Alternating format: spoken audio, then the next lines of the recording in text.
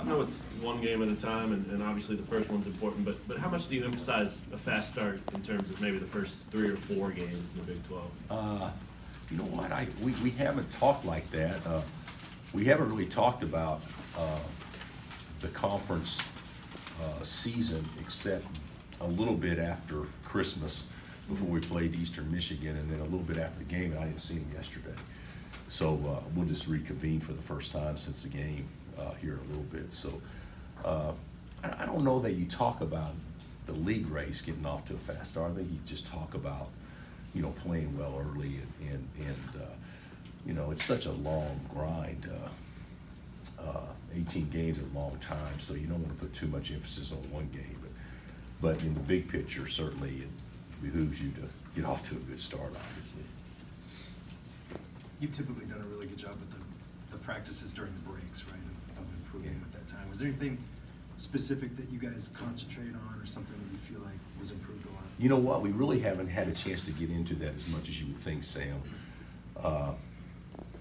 We had a week of practice before Arizona State, or almost a week. We had South Dakota in there, but we really didn't add anything. Since we've been back, we've added a little bit, but really the majority of the practice sessions come from this point forward. We don't start school till the 22nd. So the fact that, you know, the first couple of practice getting back is kind of review, you know, get kind of back in shape, review what you already know. So really, and you still by NCAA rules have to give them off a day a week. So it's even during the break time, which I don't understand, but the reality of it is we're just now getting into the practice time. I think we'll know a lot more in the next 10 or 12 days. That'll be our best practice sessions, I hope. Bill, what needs to happen for Doak and Diedrich to really help each other in the paint rather than, you know, clash with one another so they just make each other better? Well, I think it would help a lot if we made some shots from the perimeter, you know, so you can stretch the defense a little bit. I think that would help us a lot. I think Diedrich can play around anybody. You know, even if Diedrich's stats, people will look at it and say, well, he didn't do as much with Doak in the game. Well, they played zone and we play him at the high post, so you got to get as many chances to score underneath, you know, because he's so good in the high post area. So that Eastern Michigan, that doesn't count. You'd be able to count more starting Wednesday with those guys playing together. But I think that when you look at it and you look at Diedrich's production and whoever's playing that 4 spot when Doak was out, even if Diedrich was producing big time, and then you look at Doak and Diedrich together, you'll still see us being much better with both those guys in there together. But you'll also see Diedrich's numbers go down a little bit just because he won't get as many opportunities in tight. What did you see out of David in the practices leading up to the Eastern Michigan game that you liked? I think he's just, I think he, you know, he's really bright, but I think he's figuring it out, what he can, how he can really contribute defensively and also playing more under control offensively. You know, against Arizona State, he played really, really well, and then he had one bad play in the second half, which was a big play when he runs down a loose ball and he tries to go 1 against 3 and ends up, you know, getting it blocked, and it leads to points for the other team. But I think he's starting to figure that stuff out, and I think we're going to need his size and rebounding in there. We're not a real good rebounding team. That if I was going to pick one area that I wish we were better at, thinking that we would be going into the season, would be rebounding, and we're only about +4, which isn't a great number regardless of who you're playing. Is there something specific you try to stress to guys like David or the younger guys about the grind of conference play and how to handle that once it starts? Yeah, we will. We will. You know, the freshmen hadn't hit the wall yet. They'll hit it here in late January or early February. I mean, they all do at some point in time, and we'll certainly talk about those things. And we actually started a little bit after the Eastern Michigan game talking about some stuff. But I think today, you know, we'll talk about, you know, we haven't talked about as a group, you know, what it takes to win a league. You know, we haven't talked about that yet, but we will certainly focus in on that and the things you have to do to be consistently good over a span of well, just about 2.5 months, which isn't easy to do. But you just need to be kind of even keel. I mean, you need to. You'll be peaks and valleys, but they don't need to be spikes. They don't need to be like December market. You know, it needs to be something that just kind of grind through it, but you can't pass up opportunities to take advantage of good nights, good situations. I just looked at the OU game from last year when we played in Norman. We played great. You know, had a 9-point lead in the second half. You got to win that game, and we didn't. So you know, those are the type of things you got to take advantage of, winning those close games when you get an opportunity to, because there'll be a lot of them. How much do you expect your veterans to maybe talk a little bit more with the young guys about that on their own time, or shoot around or whatever? I mean, oh no, they will. LeGerald actually did some the other day after I guess the coaches left the room. But really, LeGerald and Mitch and Doak, they're really the only. I guess Marcus a little bit. Those are the only guys that we have that actually have participated in something like what we're getting ready to go through. So I think they'll do a good job helping. Of course, Charlie and KJ and Diedrich have seen it, you know, firsthand, but they didn't experience it. But I think we'll be at least understanding what it takes to win.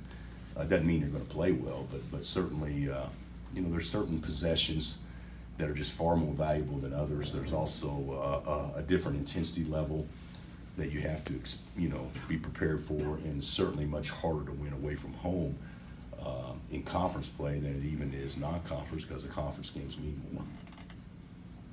Seems like Devon is doing so much well right now. What's something else that you think he can do to take his game to the next level? I think that as good as he's done, and I think he's done great. So you said something else, so you're the one being negative. I still think that he can get more assists. I think he can create easier baskets for Doak and Diedrich than what we're doing right now. Even though he's doing a good job getting downhill, but I just think simple plays, feeding the post, you know, outside hand, you know, whatever. I think those will be things that he'll get better on as he continues to move forward. Some people are surprised that the Sooners are doing as well as they are. What is the key on why they're playing so well right now? Well, they're guarding. You know, statistically, they're very good defensively. They're a very good rebounding team. They're bigger than what you think. You know, when you can play, you know, Manick at the 4, McNeese at the 5. That's as tall a front line as anybody in our league, I believe. And then certainly, you know, you got big wings, and they've got a couple of guards that are new, that create pace, and they're hard to pressure. They got a good team, and they're you know, Christian James is taking his game to the next level. He, as of right now, you know, he would have to be the most improved player in our league, based on where he was. Even though he's a good player last year, he's a terrific player. He's definitely a first-team all-leaguer. well, what looks different about him? I don't know. Maybe confidence, Okay. maybe freedom, but certainly being able to go get his own on his own, and every time he shoots the ball, you think it's going in. So I don't know specifically if there's conditioning. I don't have any idea on that stuff, but he looks awfully good to me and to everybody else.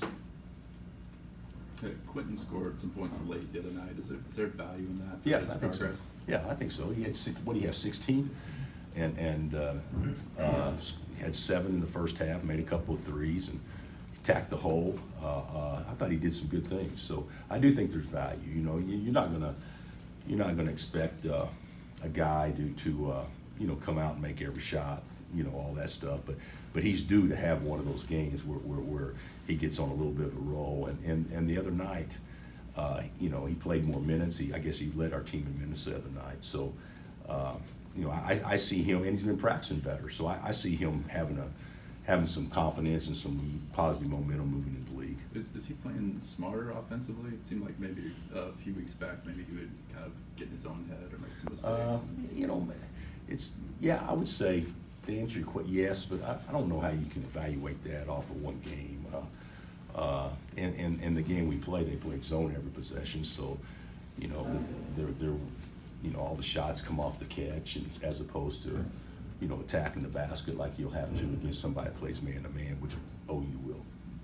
Did you get any indication of how Doak responded to playing a real game and how the ankle? I haven't talked to him since Saturday night, Yeah. so I went recruiting Saturday night, and I haven't talked to him, so I'm not going to approach it like there's anything wrong at all. Yeah. He played, he looked like he's close to 100%, so this is 48 hours later, so why wouldn't he be even better? Sure. You know, that's, Sure. I'm not going to ask him how he's doing. He may say not very well. After being out a month, I mean, how would you assess his game? It seemed like he was really dominant. I thought he did good. You know, he made a lot of baskets in tight, you know, but that's what he does. But I thought he did well. I didn't think he jumped like he's capable of. He mistimed a couple of dunks that he'd normally make. But I thought he did terrific. I thought he moved his feet well. Biggest concern with him was just conditioning. You know. These are two teams that played the two toughest major college schedules in the country. Is that, you think, beneficial for Oklahoma coming in here? Sure it is. Oklahoma should have confidence. You know, they won at Northwestern. They beat Notre Dame on a neutral floor in New York, and they've got other wins that are impressive.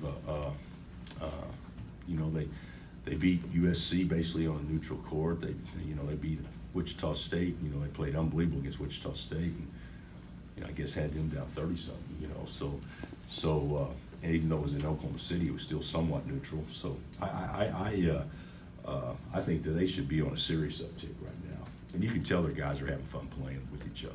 They really share the ball well. It seems like they've been able to establish some consistency despite losing some top-tier talent over the past couple of years. What do you think that says about Lon as a coach for them? Well, Lon is one of the most respected guys in our business. I mean, he can really coach, and that's been evident everywhere he's been. K-State, Pan American, you know, obviously Florida and Vegas and OU, and NBA head coach and assistant coach in between. Yeah, he's one of the most liked, and he's easy to like because he's a good dude, but certainly one of the best tacticians. And I think he does as good a job as anybody's playing in mismatches. And I said that earlier. I think he and Jay Wright do about as good a job of anybody that we go against playing to that, playing to switches and mismatches. So he's good. He's good, and OU will always be good. I know last year was a you know, people say it's a down year or whatever. Well, heck, they still went to the NCAA tournament. It wasn't a down year. Our league was good, you know. But no, he can really coach. Anything else? What record do you think it'll take this year? To win the league? Oh, I don't know. I'll say the same thing I say every year. 14-4, we get it outright. 13-5, we tie it. I think that's what I always say. So, you take that and go to the bank then, Gary, because I don't see any team though having a record that would be a lot better than that. I think there's too many hard venues to play in, too many good teams. All right. Thanks, Coach. Thanks, Coach. Thanks, Coach.